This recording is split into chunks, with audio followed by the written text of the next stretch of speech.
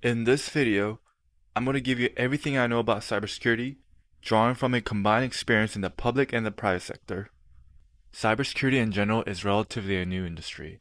In fact, many academic programs have developed in the past 2 decades. Arguably, right now is the best time to start a career in cybersecurity. The overall industry has a huge demand, but needs more supply of cybersecurity professionals. Depending on the state, the job market will vary, but the good news is that every industry,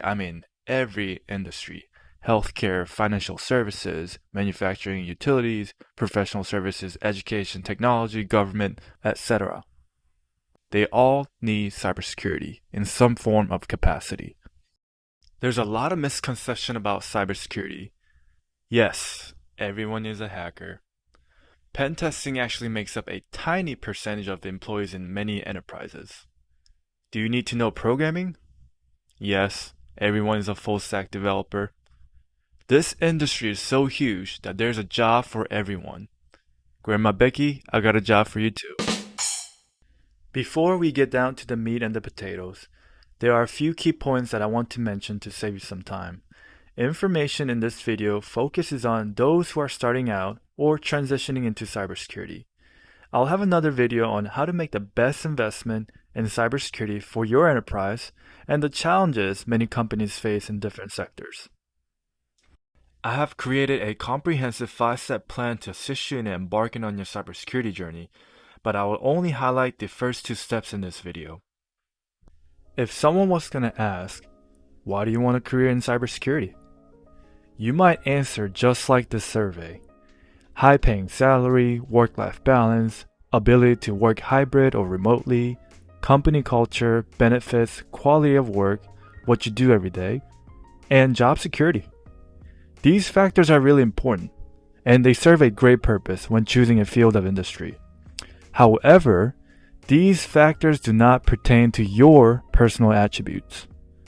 I want you to sit down and ask yourself, what excites you? What tasks drain you?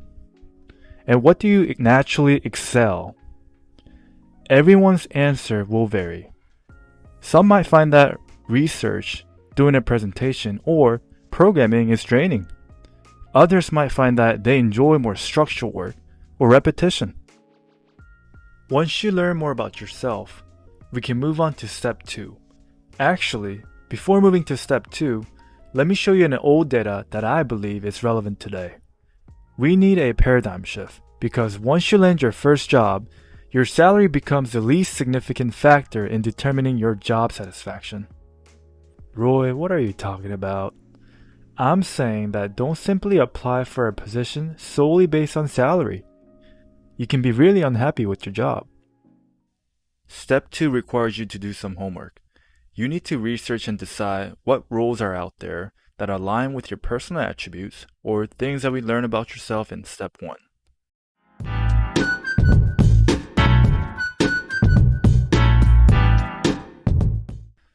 Let's talk about career pathways.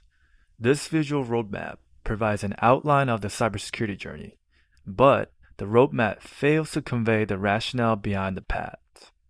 You can still find an entry-level position among the advanced and mid-level category. Keep in mind that many companies, when they post their job postings, they use a general term or occasionally a wrong title. For example, you can work in audit and compliance, be called a cybersecurity engineer. You can work in a vulnerability management and be called a cybersecurity engineer. You can work in threat intel, be called a cybersecurity engineer, work in application security. I think there's a pattern here. Regardless of your job title, the most important takeaway is the understanding of what domain or functional areas you want to start your career. There's a great chance that you may have multiple hats. Startups and technology companies, you'll definitely have multiple roles.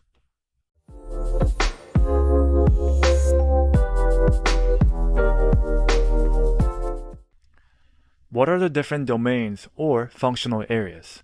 The NICE framework is broken down into 7 categories. In Analyze category, many roles will perform analysis using third-party vendors.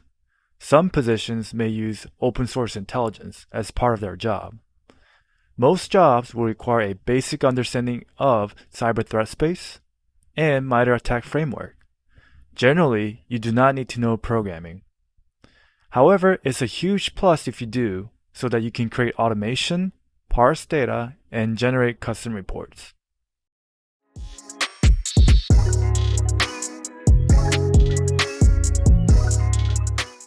Collect and operate represents the second category on the list.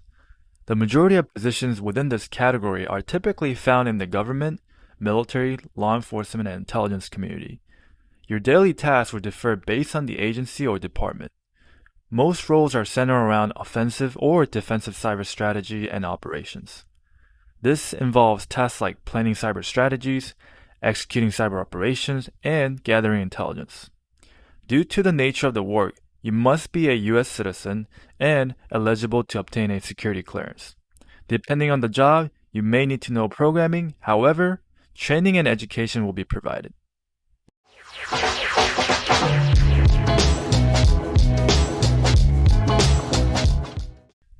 The investigate category is connected to aiding criminal investigations. Numerous similarities exist between digital forensics and incident response, with the latter being defined within the protect and defend category.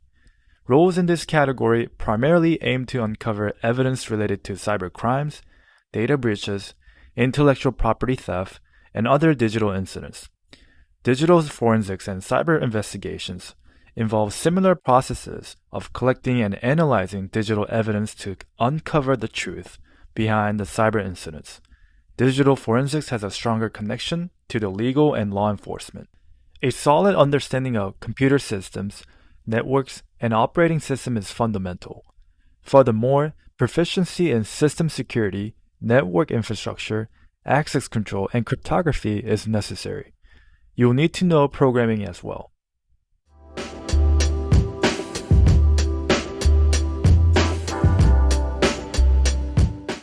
The label operate and maintain sort of explains itself. This category has the highest number of job openings, with the securely provisioned category closing trailing behind, spanning nearly all 50 states. You'll come across a variety of job titles, such as help desk specialist, system admin, network admin and engineers, SOC analyst, database admin, and also numerous others, all contributing to the smooth operation and maintenance. In many instances, starting out can be done without learning programming, but you will eventually want to automate tasks using scripting languages.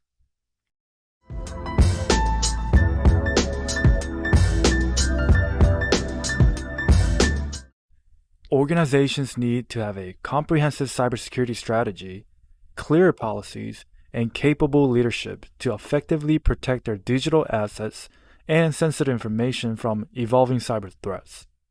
Roles falling under the oversee and govern category entails a wide array of responsibilities, including project management, strategic planning, administrative implementation, risk management, policy development, vendor and partner management, and compliance with legal and regulatory frameworks. Unlike the other categories, entry-level positions are relatively scarce in this category, but doesn't mean they don't exist. There are plenty of jobs related to GRC, governance risk compliance, that falls under risk management, and most of them, if not all of them, they're less technical or entirely non-technical in nature. Jobs in this category will not require programming.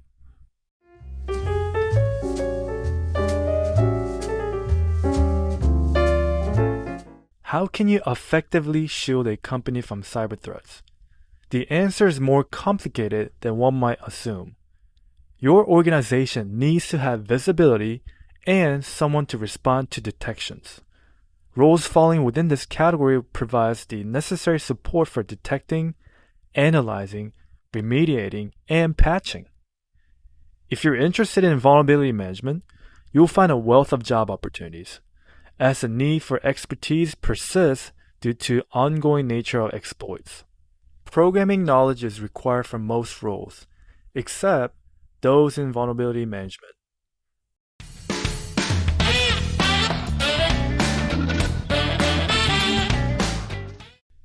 This category focuses on integrating security measures into design and development processes to create resilient systems or applications against cyber threats, protect against vulnerabilities, and safeguard sensitive information. This is where engineering and cybersecurity intersect. In my opinion, technical roles within this category offer the advantage of facilitating smoother transition to other categories due to the transferability of numerous skills. Within securely provisioned category, you'll often encounter cutting-edge technologies in use across various roles. These include cloud services, container orchestration, infrastructure as code, CI/CD pipelines, configuration management tools, and numerous other services essential for resource provisioning as well as software and system development. Coding is a requirement for most roles except for those in risk management. While the NICE framework is valuable, it covers limited job titles. In my next video within the series, I will explore highly sought-after careers that were overlooked, discuss valuable career resources, and dive deeply into details of Step 3 within the comprehensive plan. I'm going to finish the video with a word of encouragement. Every step you take, no matter how small, brings you closer to your goals. Embrace challenges as opportunities to grow, and never underestimate your potential. Keep moving forward with determination, and you'll achieve greatness. You got this.